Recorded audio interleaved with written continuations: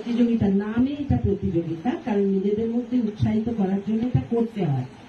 কিন্তু তোমার প্রতিপক্ষে যে দাঁড়িয়ে আছে সেই তোমার প্রতিপক্ষ, মানে তাই জন্যই প্রতিযোগিতা। কিন্তু আমি এটাকে প্রতিযোগিতার মতো মনে করি না। আমি মনে করলাম আজকে সন্ধ্যেবেলা বসে একটা অনুষ্ঠান দেখলাম, সবাই করলো, বাচ্চা বড় মাঝারি সবাই, এবং এদের যে করানো, মানে ওদের যে মঞ্চে আনা এবং প্রচেষ্টা, শুধু তাই না, এরা যে পরিবেশন করেছে প্রত্যেকে, তার জন্য আমি এদের হ্যাটস অফ, মানে 100-তে 100 নম্বর দেবো প্রত্যেককে, প্রত্যেক ছেলে মেয়েকেই আমি দেবো। কারণ ওরা সবকিছুর মধ্যেও সময় বার করে এই সুন্দরভাবে আমাদের বাংলা এবং তথা ভারতের সংস্কৃতিকে চর্চা করে, সেটাই সবচেয়ে বড় কথা। কারণ বর্তমানে আমি খুব দুঃখের সাথে জানাচ্ছি আপনাদের অভিভাবকদের যারা দাঁড়িয়ে আছেন, আমরা যে মিডিয়াতে দেখি অনেক কিছু ডান্স, বাংলা ডান্স বা অনেক কিছু রিয়ালিটি শো, এইটা হচ্ছে চমক, চোখের ভালো লাগা, জামার মধ্যে সলমা চুমকি থাকে।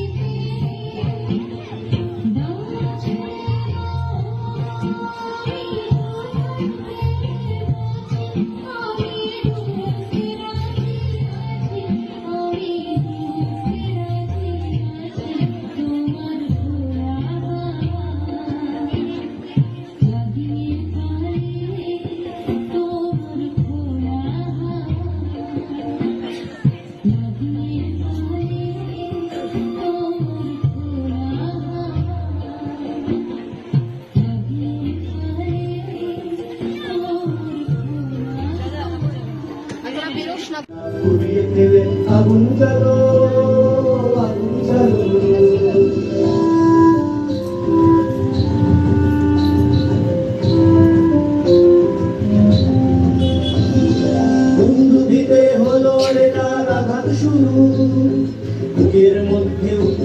বলে।